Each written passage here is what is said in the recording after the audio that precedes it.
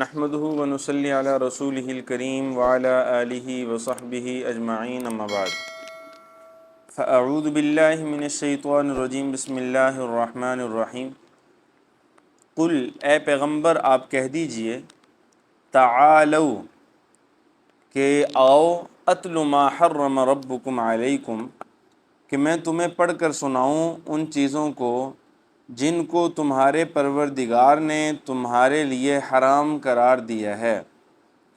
اللہ تشرکوا بہ شیئا، یہ کہ تم اس کے ساتھ کسی کو شریک نہ ٹھہراؤ۔ وبالوالدین احسانا، اور والدین کے ساتھ احسان کرو، بھلائی والا معاملہ کرو۔ ولا تقتلوا اولادکم من املاق، اور تم اپنی اولادوں کو مال کی کمی یا مفلسی کے ڈر سے قتل مت کرو۔ نحن نرزقکم وإیاہم، تمہیں رزق دینے والے بھی ہم ہیں، وإیاہم، اور ان کو بھی رزق ہم دیں گے۔ ولا تقربوا الفواحش ما ظہر منها وما بطن، اور بے حیائی کے قریب مت جاؤ، چاہے وہ خواہ وہ ظاہری ہو یا باطنی ہو، یعنی ظاہری اور باطنی بے حیائی کے قریب مت جاؤ۔ ولا تقتلوا النفس التي حرم اللہ الا بالحق، اور کسی نفس کو، کسی جان کو جس کو اللہ نے حرام قرار دے دیا ہے، اللہ نے حرمت والا قرار دے دیا ہے، اس کو قتل مت کرو۔ الا بالحق، مگر حق طریقے سے۔ یہ حق طریقے کون سے ہیں، یہ تفسیر میں آپ کے سامنے عرض کر دی جائے گی۔ ذالکم وصاکم بہ، ان باتوں کی اللہ تعالیٰ تمہیں وصیت کر رہے ہیں، تاکیدی حکم تمہیں دے رہے ہیں، لعلکم تعقلون، تاکہ تم سمجھ جاؤ۔ ولا تقربوا مال الیتیم الا باللتی ہی احسن، اور تم یتیم کے مال کے قریب مت جاؤ مگر اس طریقے سے کہ جو اس کے لیے بہتر ہے۔ حتیٰ یبلغ اشدہ، یہاں تک کہ وہ اپنی بلوغت کو پہنچ جائے۔ وأوفوا الکیل، اور جب ناپو تو پورا پورا ناپ کیا کرو۔ والمیزان بالقسط، اور جب تولو تو انصاف کے ساتھ تولو۔ لا نکلف نفسا الا وسعها، ہم کسی بھی جان پر اس کی حیثیت سے زیادہ، اس کی ہمت سے زیادہ بوجھ نہیں ڈالتے۔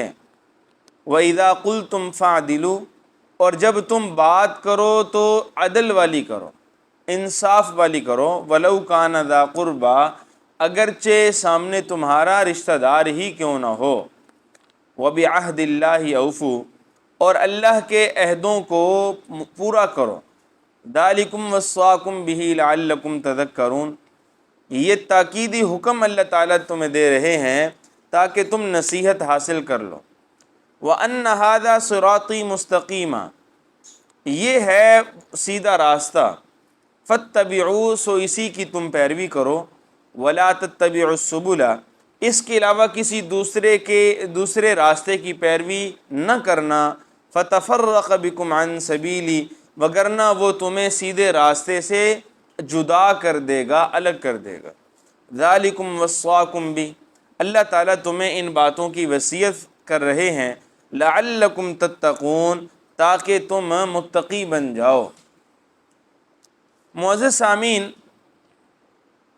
گزشتہ دروس میں اس بات کا ذکر ہو چکا ہے کہ مشرکین مکہ وہ خود ساختہ بعض چیزوں کو از خود اپنے اوپر حلال کر لیتے تھے اور بعض چیزوں کو اپنے اوپر حرام کر لیتے تھے۔ یعنی حلت اور حرمت کا جو اختیار مالک الملک کے پاس ہے، اس اختیار کو اپنے ہاتھوں میں لیتے ہوئے جس چیز کو چاہتے حلال قرار دے لیتے اور جس کو چاہتے حرام قرار دے دیتے۔ تو گزشتہ اسباق میں ہم نے یہ پڑھا کہ حلت اور حرمت، تحلیل و تحریم کا اختیار کس کے پاس ہے؟ اللہ کے پاس ہے۔ یہ اختیار انبیاء کے پاس بھی نہیں ہوتا، اور اسی طرح مجتہدین فقہاء کے پاس بھی نہیں ہوتا، علماء اور مفتیان کرام کے پاس بھی نہیں ہوتا۔ نبی ہوں یا مجتہد ہوں یا مفتیان کرام ہوں، یہ سارے کے سارے لوگ صرف اور صرف اللہ کی حلت اور حرمت کی وضاحت کر رہے ہوتے ہیں، اس کی تعیین کر رہے ہوتے ہیں، از خود حلال یا حرام جو ہے وہ اپنی طرف سے بیان نہیں کرتے ہیں۔ تو معزز سامعین، اب دیکھیے ان آیات طیبات میں جو حقیقی حرمت ہے وہ 10 چیزیں جن کی حرمت کو اللہ تعالیٰ نے بیان فرمایا ہے۔ اب ان کے بعد یعنی خود ساختہ حرمتوں کو بیان کرنے کے بعد اب اللہ فرماتے ہیں ادھر آؤ، ہم آپ کو بتاتے ہیں کہ حقیقی حرام اشیاء کون سی ہیں، کہ تم کبھی جو ہے وہ ایسی چیز کو اپنے اوپر حرام قرار دے لیتے ہو جس کو اللہ نے تمہارے لیے حلال قرار دیا ہے۔ کبھی جو ہے وہ جانور تم کسی کے نام کا ذبح کر دیتے ہو، کبھی جانور کسی کے نام کا چھوڑ دیتے ہو، کبھی اس کا دودھ پینا چھوڑ دیتے ہو، کبھی اس کی سواری کرنا اپنے اوپر حرام سمجھ لیتے ہو، کبھی اس کا گوشت کھانا اپنے اوپر حرام کر لیتے ہو۔ تو فرمایا کہ یہ سارے کے سارے تمہارے خود ساختہ عقائد اور نظریات ہیں۔ اب ادھر آؤ، اللہ تعالیٰ تمہیں بتاتے ہیں کہ حقیقی حرام چیزیں کون سی ہیں۔ اب معزز سامعین، ان 3 آیات میں اللہ نے 10 محرمات کو بیان فرمایا۔ اب کتنے محرمات آ رہے ہیں؟ 10، یعنی 10 حرام اشیاء جو اللہ نے حرام قرار دی ہیں، جو حقیقتاً حرام ہیں، ان کا یہاں پہ ذکر آ رہا ہے۔ اب دیکھیں بھائی، اس میں سب سے پہلی دیکھیں کہ قل انداز اللہ تعالیٰ نے کیا اپنایا کہ اے پیغمبر آپ کہہ دیجئے تعالو، کہ میرے قریب آ جاؤ۔ تعال عربی میں بلانے کے لیے استعمال ہوتا ہے۔ تعالو، ادھر میرے پاس آ جاؤ، اتلو ما حرم ربکم علیکم، میں تمہیں بتلاتا ہوں، میں وہ آیتیں تمہیں پڑھ کر سناتا ہوں کہ جن چیزوں کو تمہارے رب نے تمہارے لیے کیا کیا ہے؟ حرام قرار دیا ہے۔ اللہ تشرکو بہ شیئا، اس میں سے پہلی چیز کیا ہے کہ تم اس ذات کے ساتھ کسی کو شریک مت ٹھہراؤ، یعنی ذات الہی کے ساتھ کسی بھی ذات کو، کسی بھی چیز کو شریک ٹھہرا لینا، یہ جو ہے وہ پہلی حرمت ہے۔ اللہ نے فرمایا کہ یہ تمہارے اوپر حرام ہے۔ تمہیں یہ زیب نہیں دیتا کہ بندگی کرنے کی بجائے بندہ ہونے کے ناطے اور مالک اور مملوک کا رشتہ ہونے کے ناطے، خالق اور مخلوق کا رشتہ ہونے کے ناطے، عابد اور معبود کے رشتے ہونے کے ناطے تم اس کے باوجود ذات الہی کے برابر کسی اور کو سمجھ لو۔ اب دیکھیں کہ اللہ کی ذات سمیع ہے۔ سمیع کہتے ہیں جو ظاہر باطن سب کچھ سننے والی ہو، پردوں کے پیچھے بھی سننے والی ہو۔ اب اگر کوئی یہ سمجھے کہ جس طرح اللہ کی ذات سننے والی ہے، اس طرح کائنات کی دوسری کوئی ذات، کوئی ہستی، کوئی شخصیت وہ بھی سنتی ہے، تو یہ شرک ہے۔ اسی طرح اللہ کی ذات وہ 7 پردوں کے پیچھے بھی اگر کوئی ہو تو اس کو بھی دیکھتی ہے۔ بات سمجھیں؟ یہ دیواریں، یہ چھتیں اللہ تعالیٰ کی نظر سے ہمیں اوجھل نہیں کر سکتے۔ 7 آسمان، 7 زمینوں کے نیچے بھی اگر کوئی چلا جائے تب بھی ذات الہی کی نظروں سے کوئی اوجھل نہیں ہو سکتا۔ اللہ کی ذات جو ہے وہ ہر ایک چیز کو، علماء نے بلکہ یہاں تک لکھا کہ کالی رات کے اندر کالے پہاڑ اور پھر کالے پہاڑ کے کالے پتھر پر اگر کوئی کالی چونٹی بھی ہوگی تو وہ ذات کالی رات کو پیدا کرنے والی وہ اس کو بھی دیکھ رہی ہوگی۔ اور اس کا ایک منظر جو ہے وہ سورہ نمل کے اندر موجود بھی ہے کہ حضرت سیدنا سلیمان علیہ السلام اپنے لاؤ لشکر کے ساتھ آ رہے ہیں، تو اب چیونٹی نے باقی تمام چیونٹیوں کو اعلان کیا اور کہا کہ دیکھو جلدی سے اپنی بلوں میں گھس جاؤ کہ سلیمان اپنے ساتھ ایک عظیم لشکر کو لے کے آ رہے ہیں، کہیں ایسا نہ ہو کہ ان کے گھوڑوں کی سنبوں کے نیچے ہم روندی جائیں اور نبی کو پتہ ہی نہ ہو۔ اب اللہ نے انہی الفاظ کو اٹھایا اور قرآن کا حصہ بنا دیا۔ اب آپ اندازہ لگائیے کہ ذات باری تعالیٰ عرشوں پر ہے، کہاں جو ہے وہ 7 آسمان ہیں، اور پھر کہاں جو ہے وہ ایک چھوٹا سا سیارہ زمین کا، اور پھر اس پر جو ہے وہ چھوٹی سی چیونٹی، اور چیونٹی کے لب کتنے کو ہوں گے، اور اس سے نکلنے والی آواز وہ کس قدر ہوگی کہ اس ذات نے اس آواز کو نہ صرف یہ کہ سنا، بلکہ اس کو محفوظ کر کے قرآن پاک میں رکھ کے ہمارے سامنے پیش کر۔ اس قدر جو ہے وہ سمیع اور بصیر ذات ہے۔ اب اگر کوئی یہ کہے کہ جس طرح اللہ کی ذات دیکھتی ہے اسی طرح کوئی اور بھی دیکھ سکتا ہے یا دیکھتا ہے، تو یہ کیا ہوگا؟ یہ شرک ہوگا۔ اسی طرح معزز سامعین، اللہ کی ذات کائنات بھر میں ہر جگہ موجود ہے۔ اللہ کی ذات کائنات میں ہر جگہ موجود ہے۔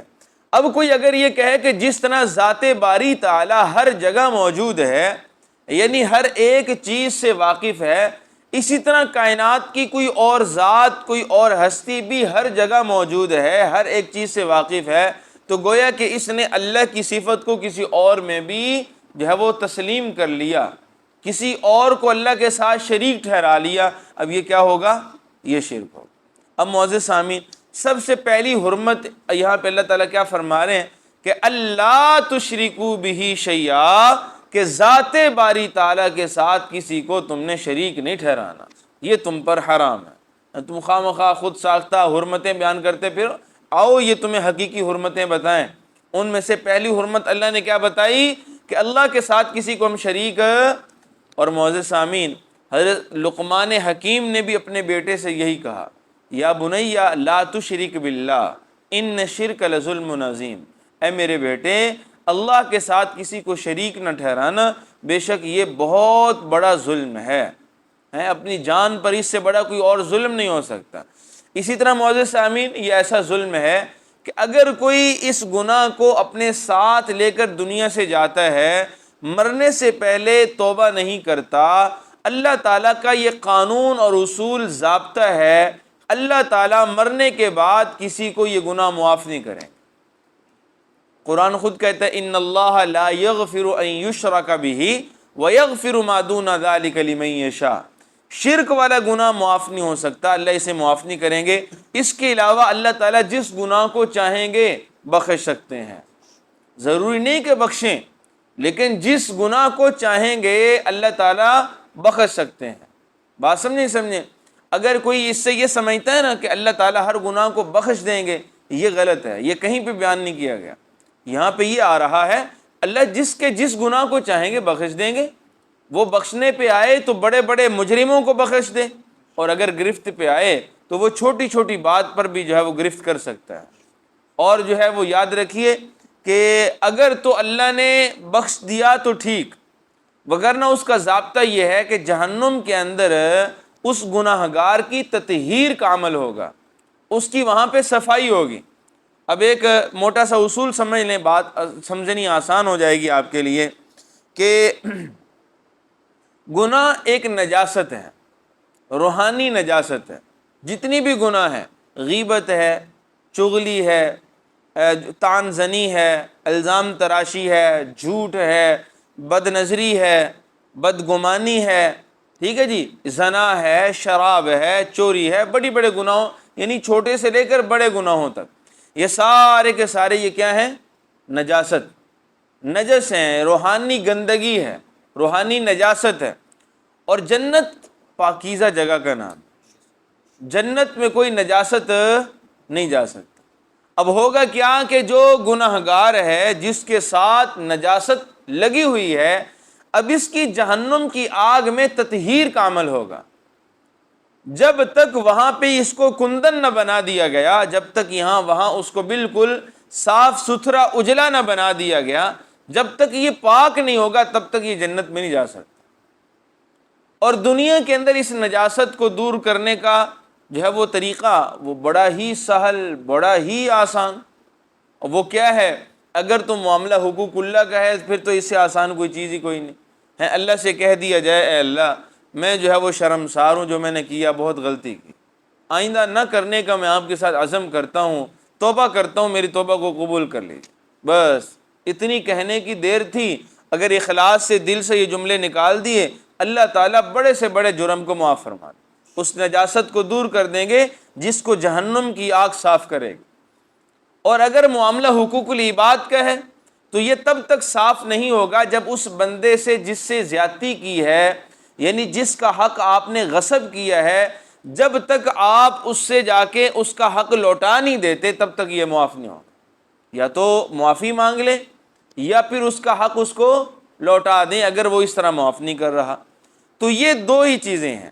اب کیا ہے کہ اگر اللہ کا معاملہ ہے تو صرف توبہ سے وہ معاف ہو جائے گا، اگر حقوق العباد کا معاملہ ہے تو یا تو وہ حق لوٹا دیا جائے گا یا اس سے معافی مانگ لی جائے گی تو معاف ہو جائے گا۔ دنیا میں دیکھیں کہ یہ نجاست دور کرنے کا کتنا آسان طریقہ ہے، لیکن اگر خدا نخواستہ یہ گناہوں والی نجاست، روحانی نجاست ہمارے ساتھ جو ہے وہ اگر آگے چلی گئی تو پھر وہاں پہ کیا ہوگا؟ اللہ چاہیں گے تو بخش دیں گے، وگرنہ تطہیر کا عمل جو ہے وہ جہنم میں ہوگا۔ گناہوں کو پہلے وہاں جلایا جائے گا، پہلے وہاں پہ انسان کو پاک کیا جائے گا، جب یہ جنت میں جانے کے قابل ہو جائے گا تو پھر نکال کے جنت میں بھیجا جائے گا، وگرنہ نہیں بھیجا جائے گا۔ اور فرمایا کہ شرک ایسی روحانی نجاست ہے کہ اس کو جہنم کی آگ بھی نہیں دھو سکتے، اس کو جہنم کی آگ بھی، یہ ہمیشہ ہمیشہ کے لیے جو ہے وہ جہنم میں رہے گا۔ اس لیے معزز سامعین، ہم نے شرک سے اپنے آپ کو کیا کرنا ہے، اور پہلی حرمت یہاں پہ کیا آ گئی؟ شرک والی پہلی حرمت کیا آ گئی؟ اور آگے دیکھیں، فرمایا وَبِالْوَالِدَيْنِ احسانا، کہ والدین کے ساتھ بھلائی والا معاملہ کرو، والدین کے ساتھ حسن سلوک کرو۔ اب معزز سامعین، قرآن حکیم میں 15ویں پارے میں اللہ فرماتے ہیں وَقَضَىٰ رَبُّكَ أَلَّا تَعْبُدُوا إِلَّا إِيَّاهُ وَبِالْوَالِدَيْنِ إِحْسَانًا إِمَّا يَبْلُغَنَّ عِندَكَ الْكِبَرَ وَلَا تَقُل لَّهُمَا أُفٍّ وَلَا تَنْهَرْهُمَا وَقُل لَّهُمَا قَوْلًا كَرِيمًا، کہ والدین کے ساتھ حسن سلوک کرو، اور فرمایا کہ ان کے سامنے کلمہ اف تک نہ کہو، اور کبھی بھی زندگی کے کسی بھی مرحلے میں جا کر ان کو ڈانٹو نہیں۔ وَلَا تَنْهَرْهُمَا، ان کے سامنے بلند آواز سے بات نہ کرو کہ وہ تم سے بات کرنے میں جھجک محسوس کرنے لگیں، ڈرنے لگیں۔ فرمایا کہ اس طریقے سے بات نہ کرو، اور فرمایا وَقُل لَّهُمَا قَوْلًا كَرِيمًا، جب بھی ان سے بات کرنی ہے تو انتہائی نرمی والی بات کرنی ہے، ایسی بات کرنی ہے کہ جس سے ان کے دل خوش ہو جائیں، بات سمجھیں۔ اور اسی طرح فرمایا کہ وَاخْفِضْ لَهُمَا جَنَاحَ الذُّلِّ مِنَ الرَّحْمَةِ وَقُلْ رَبِّ ارْحَمْهُمَا كَمَا رَبَّيَانِي صَغِيرًا، إِمَّا يَبْلُغَنَّ عِندَكَ الْكِبَرَ أَحَدُهُمَا، کہ اگر ان دونوں میں سے کسی ایک کو آپ بڑھاپے میں پالیں، یا دونوں کو بڑھاپے میں پالیں یا ایک کو پالیں، تو فرمایا کہ اب ہر وقت وَاخْفِضْ لَهُمَا جَنَاحَ الذُّلِّ مِنَ الرَّحْمَةِ، خدمت کے بازو ان کے سامنے بچھاتے پھرو، خدمت کے بازو ان کے سامنے بچھاتے پھرو، یعنی آپ ان کے اشاروں کے لیے تیار رہیں، ایسی ان کی خدمت کریں کہ وہ آپ سے خوش ہو جائیں۔ اور حدیث مبارکہ میں آتا ہے کہ رسول اللہ صلی اللہ علیہ وسلم ممبر پر تشریف فرمانے لگے، جب پہلی سیڑھی پہ قدم رکھا تو آمین کہا، دوسری پہ پھر یہی جملہ دہرایا، تیسری پہ پھر آمین کہا، خطبے کے بعد جب نیچے اترے صحابہ نے کہا یا رسول اللہ 3 دفعہ آمین کہا، اس طرح کا عمل پہلے کبھی نہیں دیکھا تھا۔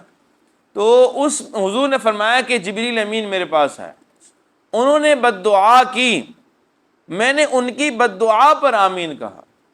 فرمایا کہ ان میں سے ایک بد دعا یہ تھی کہ ہلاک، تباہ و برباد ہو جائے وہ آدمی کہ جس کی زندگی میں اس کے بوڑھے والدین ہوں اور وہ ان کی خدمت کر کے اپنے لیے جنت کا ٹکٹ نہ کٹوا سکے۔ یعنی یہ چلتی پھرتی جنتیں اور بہشتیں ہیں کہ اگر انسان ان کی دل سے قدر کرے، ان کی دل سے خدمت کرے تو اللہ تعالیٰ اولاد پر، ایسی خوش قسمت اولاد، سعادت مند اولاد پر جنت کو واجب کر دیتے ہیں۔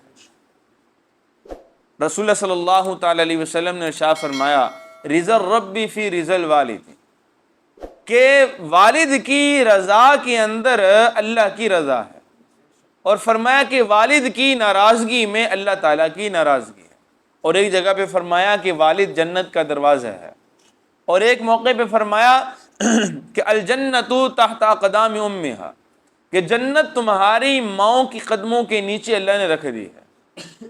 اب کیا ان تمام احادیث کا، آیات کا خلاصہ نکلتا ہے کہ ہم جو ہے وہ اپنے والدین کی خدمت کریں، ہیں ان کے لیے ہمیشہ اپنی رحمت کے بازوؤں کو، پروں کو بچھاتے پھریں۔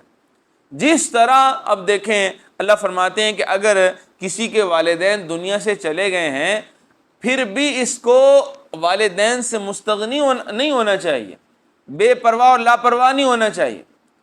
دنیا سے جانے کے بعد بھی لاپرواہی کی اجازت نہیں ہے۔ اب کیا حکم ہے؟ یعنی جب والدین دنیا سے ہی چلے گئے تو اب کیا حکم ہے؟ فرمایا کہ اب تمہارے لیے حکم یہ ہے وَقُلْ رَبِّ ارْحَمْهُمَا كَمَا رَبَّيَانِي صَغِيرًا، تم برابر ان کے لیے مسلسل دعائیں کرتے رہو کہ اے اللہ جس طرح ہمارے بچپن میں ہمارے والدین نے ہم پہ شفقت کی، ہم پہ رحم کیا، اسی طرح جو ہے وہ آپ آج ان پہ شفقت فرمائیں۔ ہیں آج ہماری اولادیں ہمارے سامنے ہیں، کتنی محبت ہم کرتے ہیں ان سے، کتنی شفقت کرتے ہیں۔ یقیناً ہمارے والدین نے بھی ہمارے ساتھ اسی طرح شفقت کی۔ تو اس تمام تر شفقت کے جو ہے وہ مراحل کو، عوامل کو انسان اپنے سامنے رکھتے ہوئے زندگی گزارے اور ان کی خدمت کرے، اور خدمت میں کوئی کسر نہ چھوڑے۔ اور پاؤں کو دبانا ہے، مٹھی چاپی کرنا، سر دبانا، اور جو ہے وہ ان کے کام کاج میں ہاتھ بٹانا، یہ معزز سامعین ہمارے دین کا تقاضا ہے، اور یہ اخلاقیات کا اہم عنوان ہے، اہم باب ہے کہ اپنے والدین کی جو ہے وہ خوب قدر کی جائے۔ اور رسول اللہ صلی اللہ تعالی وسلم نے تو یہاں تک ارشاد فرمایا کہ والدین اور اعزا اقارب رشتہ داروں کے ساتھ حسن سلوک کرنے والا اللہ تعالیٰ اس کو دنیا کی فراخی عطا فرماتے ہیں۔ اگر کوئی یہ چاہتا ہے کہ میرے دنیا کے کام کاج، کاروبار وہ ترقی کریں، وہ اچھے طریقے سے چلیں، اسے چاہیے کہ اپنے والدین کی خدمت کرے، ان سے دعائیں۔ میرے سامنے خدا کی قسم آپ ہی کے جو ہے وہ اڑوس پڑوس میں رہنے والے لوگ وہ مجھے بتاتے ہیں، ایک آدمی مجھے بتانے لگے کہ میرا کام جو ہے وہ بڑے دنوں سے بند تھا، بہت میں پریشان تھا، قرضوں کے بوجھ تھلے میں دبتا چلا جا رہا تھا۔ کہتے ہیں کہ ایک دن جو ہے وہ میرے ذہن میں آیا کہ والد بھی تو چارپائی پہ پڑا ہے، اس سے بڑا جو ہے وہ خزانہ کیا ہو سکتا ہے؟ کہتے ہیں کہ بس رات کو جو ہے وہ میں نے اپنی دکان کا شٹر نیچے کیا، مغرب کی نماز کے بعد سیدھا جو ہے اپنے والد صاحب کے پاس چلا گیا۔ اب بڑی دیر کے بعد میں گیا تھا، اب جو ہے میں نے جو ہے پاؤں کو دبانا شروع کر دیا۔ کہتے چند منٹ میں نے دبایا، اس کے بعد میں نے ان سے کہا کہ آپ میرے لیے دعا کر دیں، میں بہت پریشان۔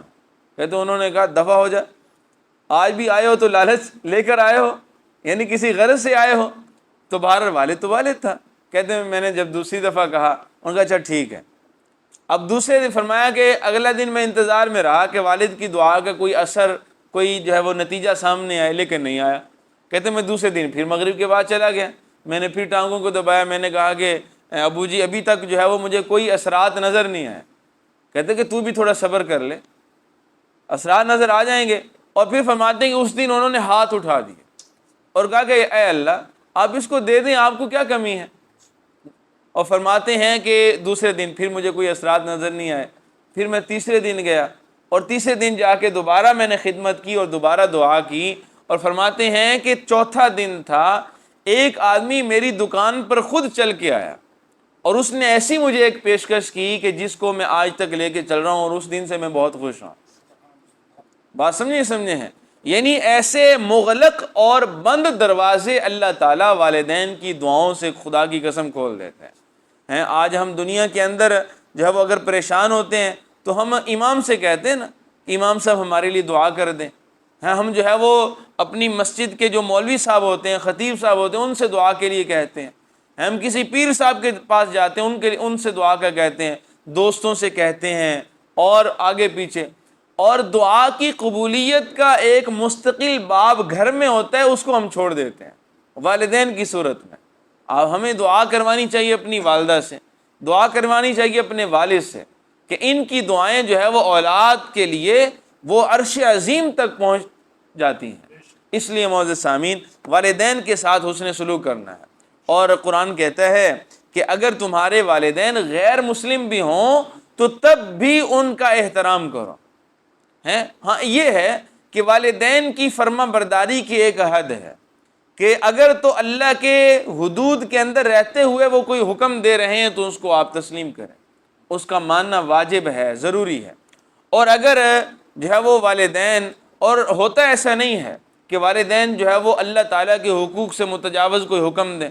ہاں اگر کوئی ایسا مسئلہ آ بھی جائے تو پھر نبی رحمت صلی اللہ علیہ وسلم فرماتے ہیں لا طاعت لمخلوق فی معصیت الخالق، کہ مخلوق کی اس طریقے سے اطاعت کرنا کہ جس میں خالق کی نافرمانی آ رہی ہو، یہ جائز نہیں ہے.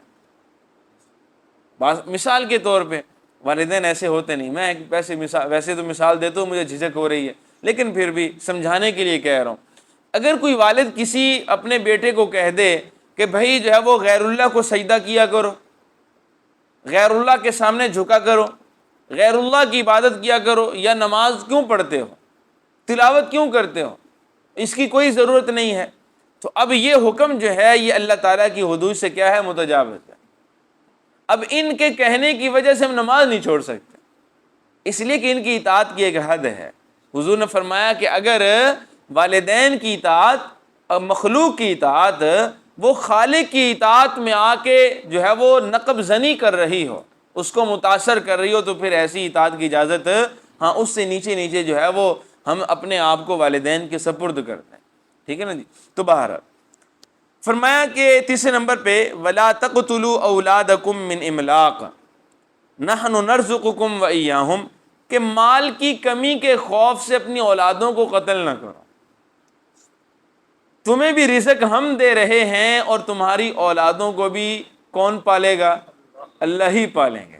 اب یہ جملہ دیکھیں کتنا جو ہے وہ حوصلہ افزا جملہ ہے، کتنا بڑا جملہ ہے کہ تمہیں بھی ہم رزق دے رہے ہیں اور تمہاری اولادوں کو بھی رزق کون دے گا، ہم دیں گے. بات سمجھیں.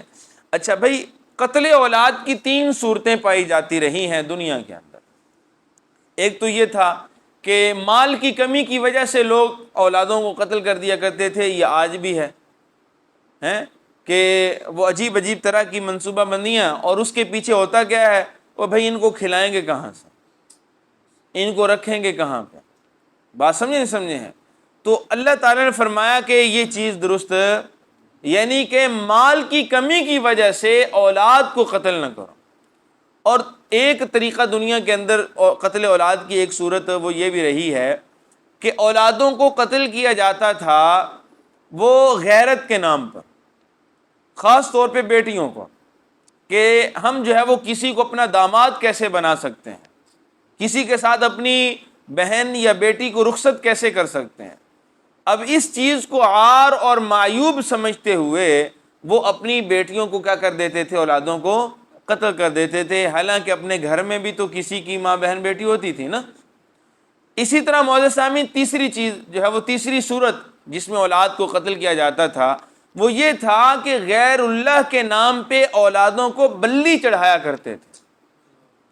اور خاص طور پہ ہندوؤں کے اندر یہ ایک فرقہ رہا ہے، ایک ایسی جماعت رہی ہے جن کا یہ نظریہ ہوتا تھا کہ اگر 10 بچوں کو جو ہے وہ ہمیں 10 بچے مل گئے ہیں تو ان میں سے ایک کو جو ہے وہ کالی دیوی، کالی ماتا یا اس طرح کی دیگر جو دیوتائیں ان کے خدا تھے ان کے نام پہ اگر بلی چڑھا دیا جائے، یعنی قربان کر دیا جائے، تو پھر اس کا غصہ ہمیشہ کے لیے اس قربانی کرنے والے پہ ٹھنڈا ہو جاتا، اور اس طریقے سے بھی اپنی اولادوں کو قتل کر دیا کرتے تھے.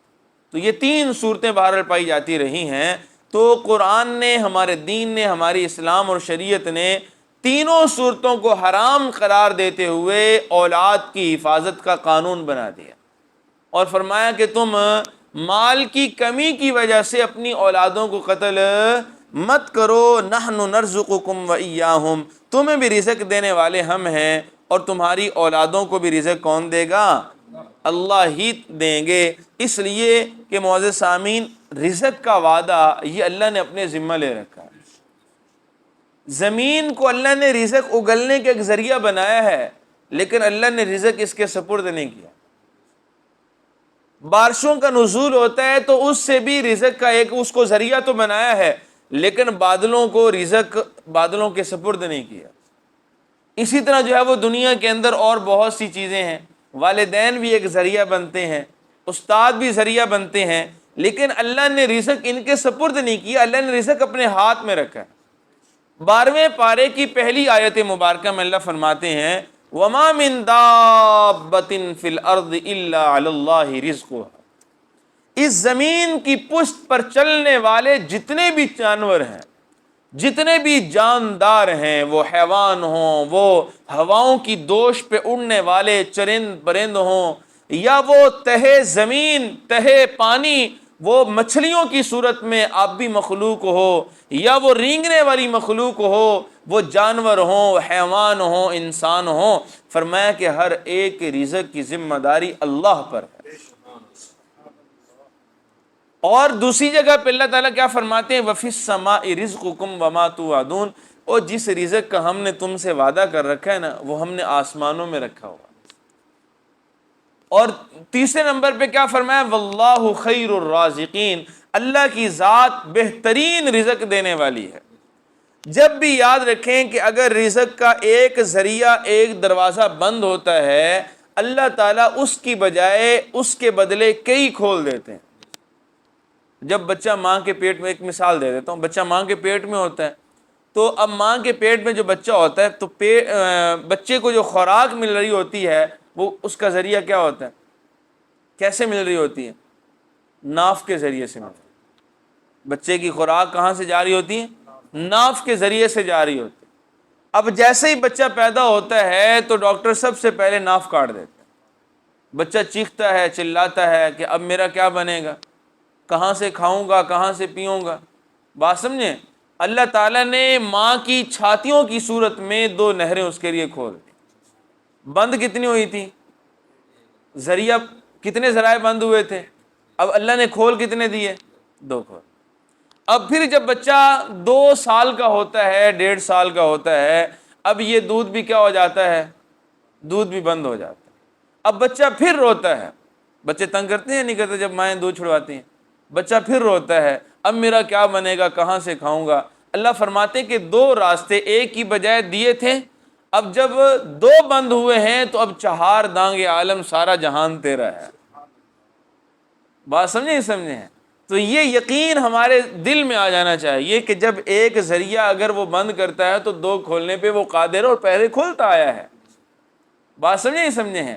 اس لیے معزز سامعین کہا گیا کہ نحن نرزقکم وإیاہم، تمہیں بھی رزق ہم دیتے ہیں اور تمہاری اگلی نسلوں اور اولادوں کو بھی رزق کون دے گا، اللہ ہی دیں گے۔ لہٰذا قبل از وقت ہمیں خواہ مخواہ پریشان ہونے کی ضرورت ہی کوئی نہیں، ٹھیک ہے جی۔ اس لیے جو ہے وہ اللہ کی ذات پر یقین اور ایمان تیقن ہونا چاہیے کہ وہ ذات جب ہماری مالک ہے، خالق ہے، جب اس نے رزق کا وعدہ لیا ہوا تو پھر ہمیں کیا پریشانی کی ضرورت ہے۔ ہم نے تو ایک سبب اختیار کرنا ہے، ایک ذریعہ اختیار کرنا ہے، باقی رزق دینا کس نے ہے۔ اور دیکھیں بھائی، ہم دکان کا شٹر اٹھاتے ہیں تو گاہکوں کے دل میں ڈالنے والی ذات کون سی ہے، ان کو بھیجنے والی ذات کون سی ہے، اللہ کی ذات ہے نا۔ کیا ہم جو ہے وہ ان کو گھیر کے لاتے ہیں، نہیں بھائی، گاہک ان کے دلوں میں ڈالنے والی ذات، بھائی اس کے پاس آ جاؤ، ٹھیک ہے جی، یہ اللہ کی ذات ہے۔ اس لیے جو ہے وہ، اب دیکھیں ایک کسان ہے، وہ تو زمین پہ چھٹا دے کے گھر آ کے مزے سے سو جاتا ہے، ٹھیک ہے جی۔ اب جو ہے وہ دانہ کہاں پہ پڑا ہے، کس رخ پڑا ہوا ہے، کس کروٹ پڑا ہوا ہے، سوکھی جگہ پہ ہے یا تر جگہ پہ ہے، واقعی اس کے اندر پیدا ہونے کی صلاحیت ہے یا مرجھایا ہوا ہے، مرا ہوا دانہ ہے، ٹھیک ہے جی، گٹھلیاں ہیں، کیسے پڑی ہیں، کہاں پہ پڑی ہیں، تو قرآن کہتا ہے ان اللہ فالق الحب والنوا، کہ گٹھلیوں اور بیجوں کو پھاڑ کر شک کر کے ان میں سے کونپلیں پودے نکالنے والی ذات کون سی ہے، اللہ کی ذات۔ بات سمجھیں؟ اس لیے معزز سامعین، رزق کے بارے میں ہمیں اللہ پر یقین رکھنا چاہیے۔ حدیث مبارکہ میں آتا ہے، رسول اللہ صلی اللہ علیہ وسلم فرماتے ہیں کہ اگر تم اللہ کی ذات پر ایسے توکل کرو جیسا کہ حق کا توکل ہی، اس پر توکل کرنے کا حق ہے، اللہ تعالیٰ تمہیں ایسے رزق دے گا جیسے اللہ پرندوں کو دیتا ہے، کہ جب وہ صبح کو خالی پیٹ اپنے گھونسلوں سے نکلتے ہیں تو جب شام کو پلٹتے ہیں تو ان کے پیٹ نہ صرف یہ کہ بھرے ہوئے ہوتے ہیں بلکہ بچوں کے لیے بھی لے کے آ رہے ہوتے ہیں۔ ایسا ہوتا یا نہیں ہوتا ہے؟ اب جو ہے وہ پرندوں نے کتنی دکانیں مارکیٹیں کھول رکھی ہیں بھائی، ہیں، انہوں نے کتنی زمینیں ٹھیکے پہ لے رکھی ہیں، کتنی مارکیٹوں کے وہ مالک ہیں، لیکن جو ہے وہ مطالبہ ایک ہی کیا جا رہا ہے کہ اللہ کی ذات پر توکل کرو جیسے پرندے کرتے ہیں۔ صبح چہچہاتے ہوئے اللہ کی تسبیحات پڑھتے ہوئے وہ نکلتے ہیں، ہاتھوں میں کچھ نہیں ہوتا، آگے بھی کوئی دکان نہیں ہوتی، کوئی مکان نہیں ہوتا، کوئی کاروبار نہیں ہوتا، کوئی مارکیٹ نہیں ہوتی، کوئی زمین نہیں ہوتی، اب اللہ کے حکم سے اڑ پڑتے ہیں، لیکن جب شام کو آتے ہیں تو ان کے پیٹ بھرے ہوئے ہوتے ہیں اور اپنے بچوں کے لیے بھی لے کے آ رہے ہوتے ہیں۔ اس طرح معزز سامعین، ہمیں بھی اللہ کی ذات پر توکل کرنے کی ضرورت ہے۔ فَإِذَا عَزَمْتَ فَتَوَكَّلْ عَلَى اللَّهِ، اللہ سے دعا ہے کہ اللہ تعالیٰ جو ہے وہ ہمیں اپنے غیب کے خزانوں سے رزق عطا فرمائے، اللہ تعالیٰ جو ہے والدین کی دل و جان سے ہمیں خدمت کی توفیق عطا فرمائے۔